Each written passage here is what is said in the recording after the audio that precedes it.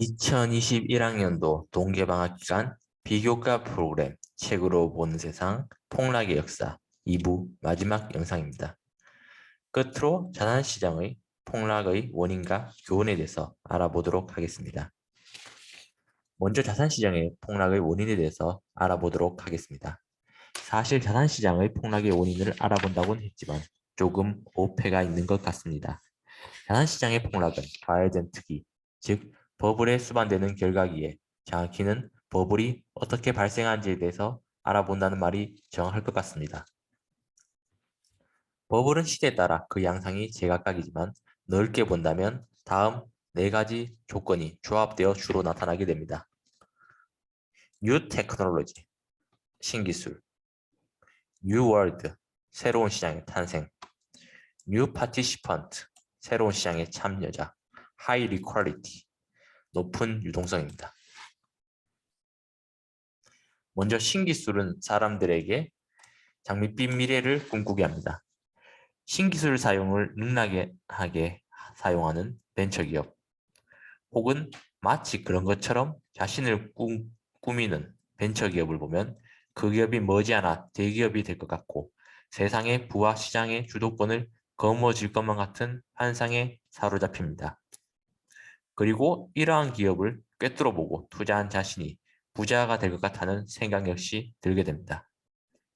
굳이 그 기업에 대한 신뢰가 없는 상태라 할지라도 매일매일 상승을 이어나가는 기업의 주식 차트를 보고 있자면 막연하게만 알고 있는 그 기업의 사업 계획이 웅장해 보이고 자신이 곧 부자가 될 거라는 환상에 휩싸여 계속해서 애써 모은 돈을 그 회사의 주식에 투자하게 됩니다.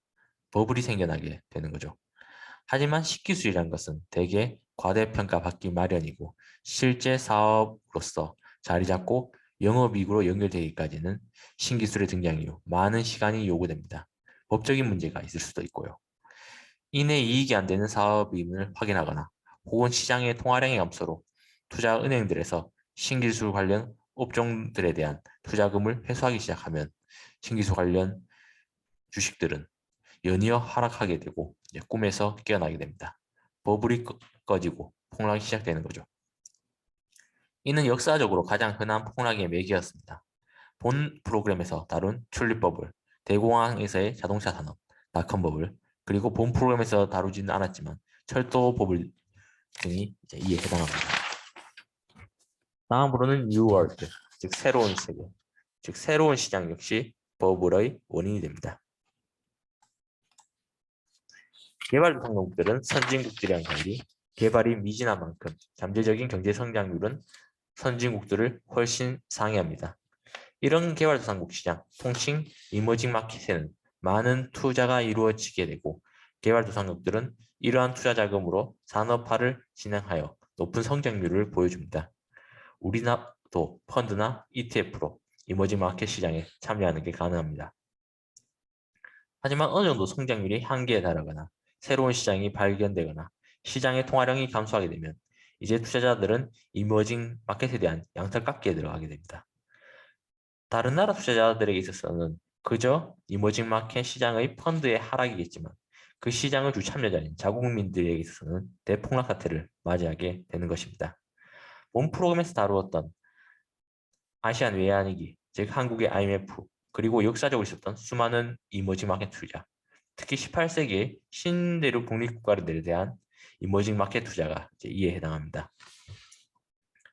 세 번째로 뉴 파티시펀트, 즉 새로운 시장의 참여자에 대해서 알아보도록 하겠습니다.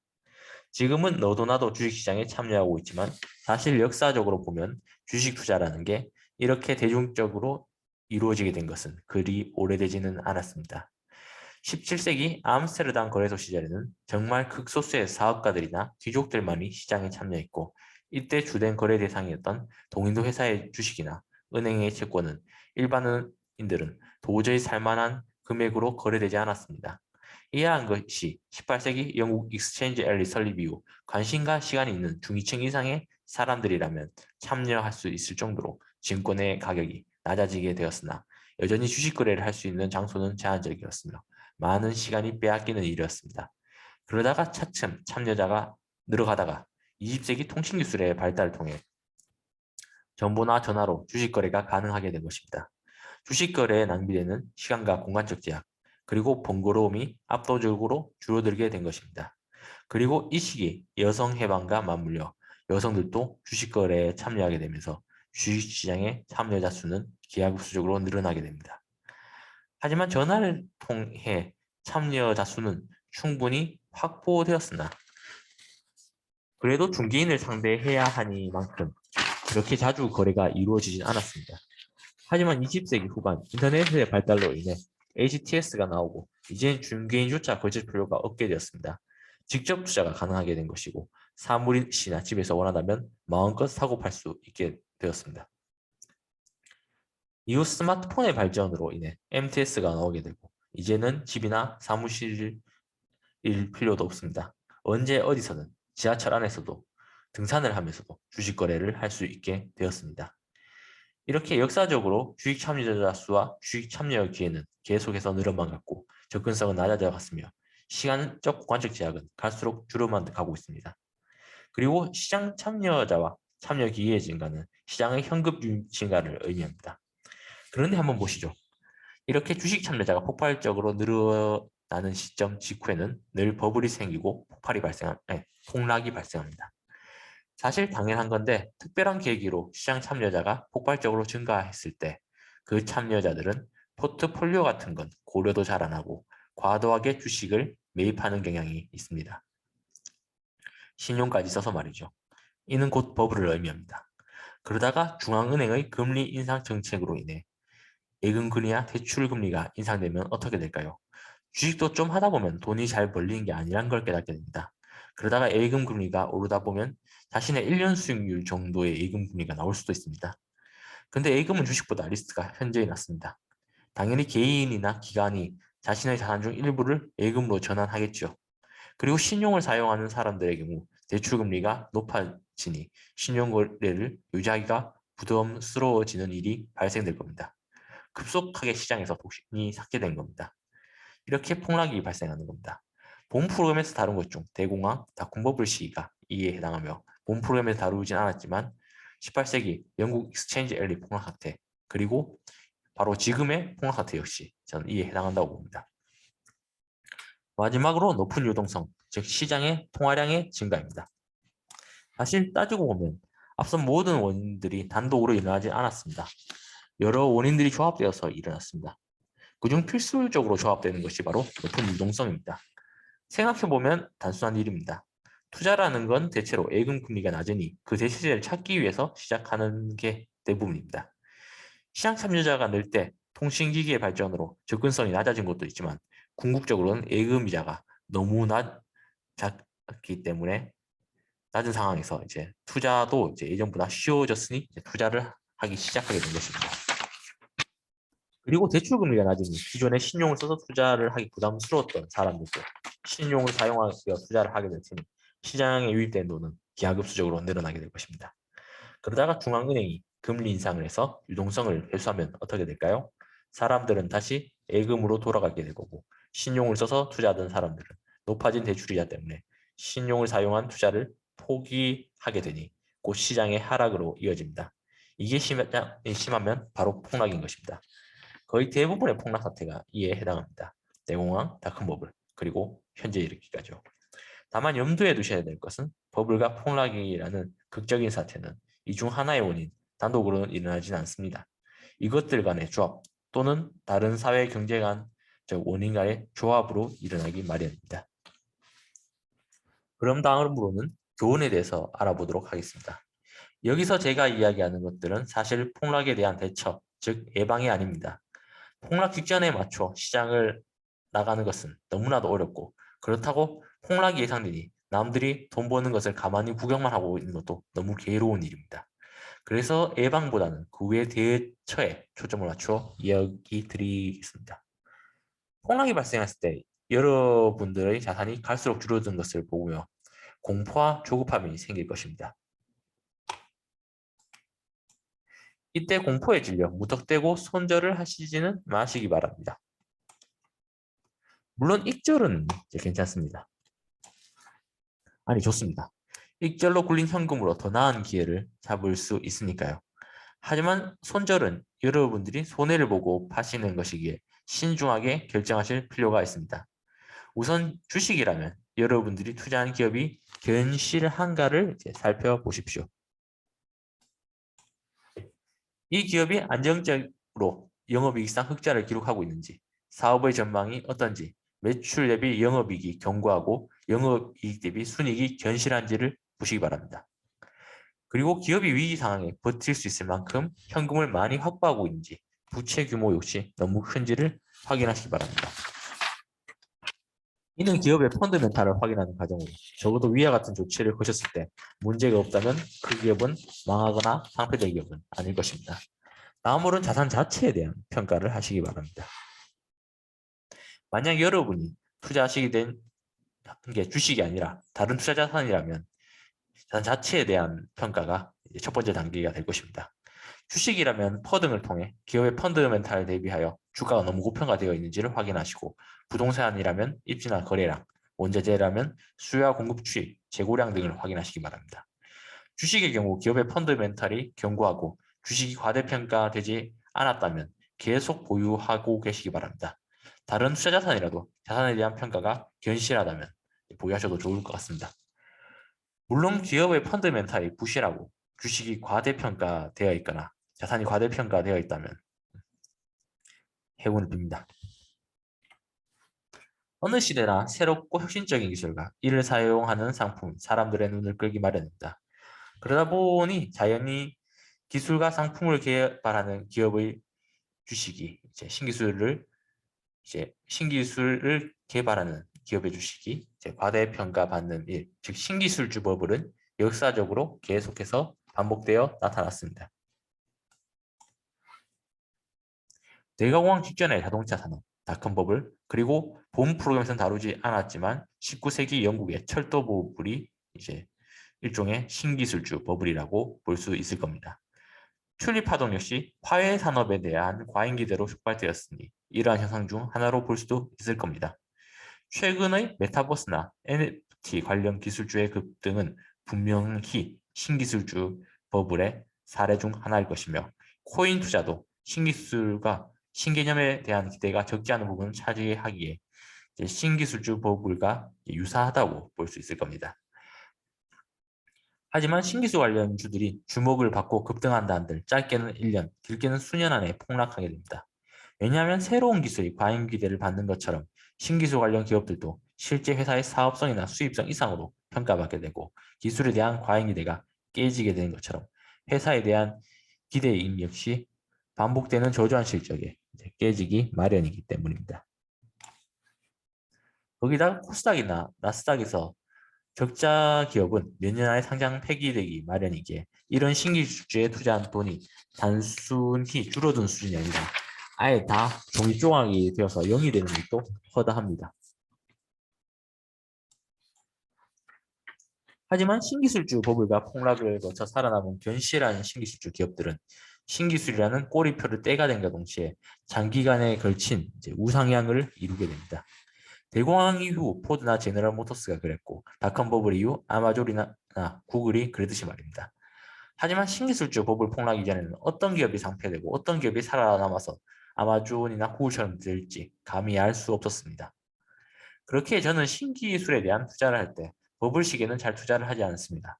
다만 버블 시기 관련 동종업종과 비교하여 재무제표가 양호한 기업들을 체크해두었다가 버블 폭락 이후에 이들의 주가가 확실히 싸지고, 즉 퍼로 보면 되겠죠.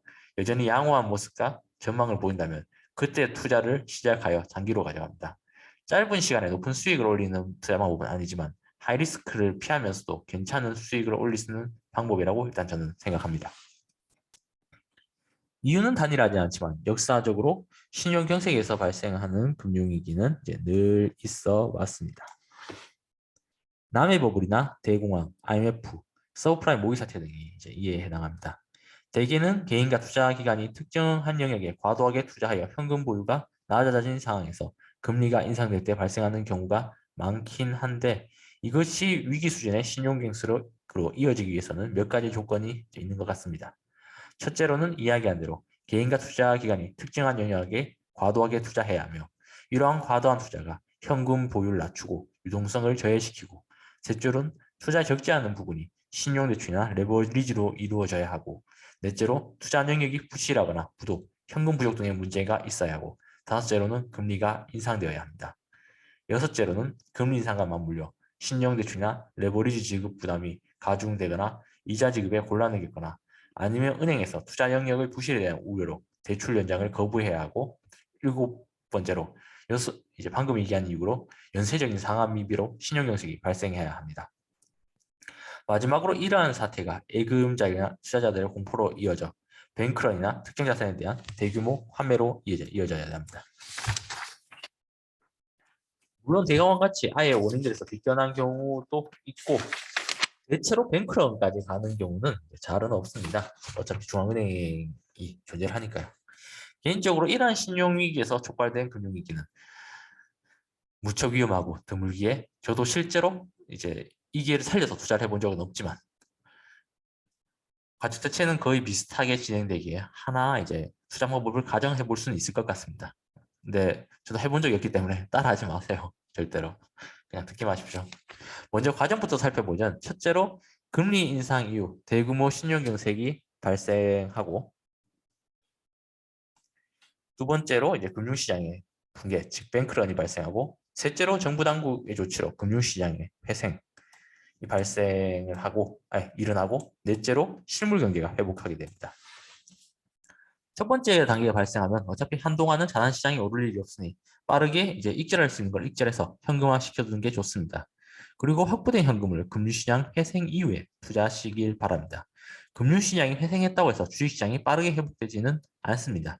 주식시장은 실물경제 회복을 따라서 회복되기에 금융시장 회생에 맞추신다면 거의 바닥에 근접한 상황이기에 실물경제 회복에 따라서 돈을 버실 수 있을 것 같습니다. 물론 어디까지나 잘 풀렸을 때 이야기고 결국 실물 경제가 회복되지 못하게 된다면 이제 진짜 망하는 상황으로 가게 될 테니 꽤 위험한 방법이니까 그냥 이럴 수 있다고 그냥 생각만 하십시오. 끝으로 이제 이건 주식은 아니고 원자재 그러니까 코모디티 선물 투자에 대한 이야기라서 많은 분들에게 도움이 되지는 않을 텐데 그래도 자산 투자 시장에서는 중요한 이야기니 참고하시면 좋을 듯합니다. 대체로 코모디티 선물 시장은 수요 증가보다는 공급 변동을 통해서 가격이 이제 변화하게 됩니다. 작년에 원유 시장의 상승세 역시 원유 수요가 증가하지 않았음에도 불구하고 미국의 셀오일에 대한 최고 규제, 오펙의 코로나 급락 이후 생산량 하향 조정이 가격 상승에 많은 부분을 차지했습니다. 물론 최근 80달러 윗선으로의 급등은 우크라이나발 지정학적 리스크와 특히 미국의 한파 영향이 역시 크지만 말입니다. 그런데 이런 코모디티 선물 시장은 트레이더들이 지배하는 시장은 아닙니다. 실제로 원자재를 가공하는 기업이나 현물 유통업자들이 영향이 최종 매수자로서 유지되는 시장입니다.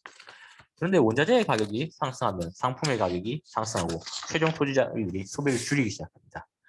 이럴 경우 코모디티 시장에서 최종 수요를 받쳐줄 가공업체나 유통업체의 수요가 감소하게 됩니다. 그리고 공급자 측에서도 가격이 오르게 되면 채산을 할수록 이득이고 수요 역시 충분하다고 생각하기에 증산을 하게 됩니다. 이렇게 가격 상승에 따라 수요 감소와 공급 증가가 되면 시장 원리에 따라 가격 하락이 이제 일어나게 됩니다.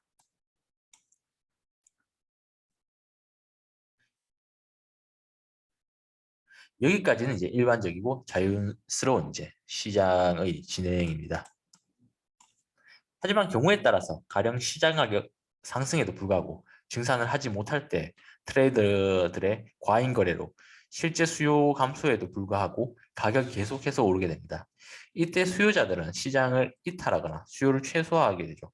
그렇게 되면 트레이더들이 비싼 값에 산 코모디티는 결국 최종적으로는 매수할 수요자가 없어지게 됩니다. 폭탄 돌리기처럼 돼버린 거죠.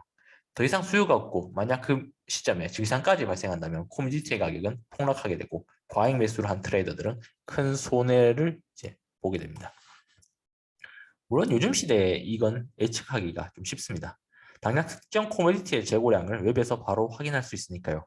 물론 재고란 건 계절성을 띠기에 단순 상승 하락만으로는 파악하기 힘들겠지만 전년도 추이랑 비교하면 이게 계절성에 따른 이제 재고 상승인지 아니면 기현상인지 쉽게 파악됩니다. 만약 기이하게 재고량이 늘고 있다면 그때는 시장에서 나오시거나 숏을 칠 때입니다. 물론 이게 판단만 될 듯이면 실제로는 하락이 반영이 됐겠죠. 근데 제 말대로 되면 얼마나 이상적이겠습니까? 폭락은 늘 밀산 형태로 오지만 완전히 각게 오지는 않습니다. 혹은 시기를 예측 다 하고도 미련 때문에 일찍 익절하지 못하고 물려서 기회를 놓치는 경우가 허다합니다. 이제 방금 건 요즘 제 이야기입니다. 그리고 폭락장에 물린 주식의 수익률이 급감하고 마이너스가 되는 것을 보면 공포에 질리고 패닉에 빠져서 이제 머리로서는 팔면 안 되는 걸 알지만 섣부르게 매도한 경우도 많이 있습니다. 그래서 전설적인 투자자 피터 린치는 다음 두 가지의 명언을 남겼습니다. 폭락하기 직전에 시장을 빠져나올 수 있다면 얼마나 근사할까? 하지만 아무도 폭락을 예측하지 못한다. 하락장에 당신이 불안한 이유는 쓰레기 같은 회사에 평생 모은 돈을 다 몰빵해놨기 때문입니다. 폭락을 예측하고 그에 맞춰서 투자한다면 정말 좋겠지만 찰나의 기회를 놓치면 시간을 허비하게 됩니다. 너무 폭락의 기회에 맞춘 데 집착하지 마시기 바랍니다. 그리고 앞서 보셨다시피 폭락을 겪게 돼도 주가는 언젠가 그 이전 수치를 회복하고 장기적으로는 우상향하게 되어 있습니다. 여러분이 산 주식 상품의 밸류가 확실하단 말이죠. 그러니 시장의 상황에 맞춰 거래를 하는 것도 중요하지만 그 이전에 여러분들이 투자하실 기업이나 상품의 밸류를 확인하시고 늘 점검하시기 바랍니다. 밸류와 펀더멘탈이 확실하다면 몇 년간의 시장의 출렁임에 상관없이 장기적으로는 우상향하게 되어 있습니다. 마지막으로 본 프로그램을 준비하며 참고했던 자료들에 대해서 안내를 하겠습니다. 처음에 이야기했듯 본 프로그램의 기획 아이디어를 주었으며 튤립버블, 남해벽을 대광 파트에 많은 참조를 했던 책이 바로 금융 투기의 역사입니다. 본서에 사용해 허락해 주신 국일증권경제연구소에 많은 감사드립니다. 그리고 여러분도 잘 알고 계실 3프로TV, 특히 신한은행 오건영 부부장님께서 게스트로 참여하신 방송이 많은 도움이 되었습니다. 오건영 부부장님을 통해 IMF와 서브프라임 모기지의 진행과 연준을 포함한 중앙은행의 정책을 이해할 수 있게 되었습니다. IMF 사태에서 한국의 다른 아시안 외환 위기의 진행 과정에 대해서는 한국경제연구원에서 발간한 아시안 외환 위기 발생 과정과 원인에 대해를 통해서 많은 참조를 했습니다. 닷컴버블의 원인과 당시 국내 기업들의 상세에 대해서는 한국외대 박진호 교수님의 논문 한국 IT 주식 버블에 관한 사례 연구를 많이 참조했습니다. 서브프라임 모기지 당시 연준과 미 재무부의 입장, 정책 상세와 발생 배경에 대해서는 서브프라임 당시 연준 의장이었던 벤 버냉키, 재무부 장관이었던 헤니 펄슨이 쓴 서브프라임 모기 사태 숙인 위기의 징조들을 제가 많이 참조를 했습니다. 버냉키와 펄슨은 사태의 당사자이며 원인과 진행 결과를 모두 가장 높은 곳에서 보고 있었던 이들인 만큼 이들이 쓴 위기의 징조들이 당시 사태를 가장 정확하게 보여주고 있다고 생각합니다. 여러분도 서브프라임 모기 사태에 대해서 상세히 알고 싶으시다면 꼭 위기의 징조들을 읽어보시기 바랍니다. 그 외에 서브프라임 모기지나 닷컴버블, IMF 사태의 경우 당시 진행에 대해서 신문사의 기사와 칼럼, 한국은행의 보고서, 인베스팅닷컴의 차트나 칼럼 등 역시 적지 않게 참조했습니다. 제가 참조한 문헌을 작성하다가 출간하신 분들께는 감사의 말씀 올리겠습니다. 이것으로 2021학년도 동계방학 책으로 보는 세상 폭락의 역사를 마치도록 하겠습니다. 긴 시간 프로그램 청취해 주셔서 감사합니다. 다음엔 더 나은 모습, 더 나은 내용으로 찾아뵙도록 하겠습니다. 프로그램 관련 문의는 도서관 홈페이지 게시판이나 054-420-4016으로 연락 주시기 바랍니다. 다들 투자 건승하시기 바랍니다. 감사합니다.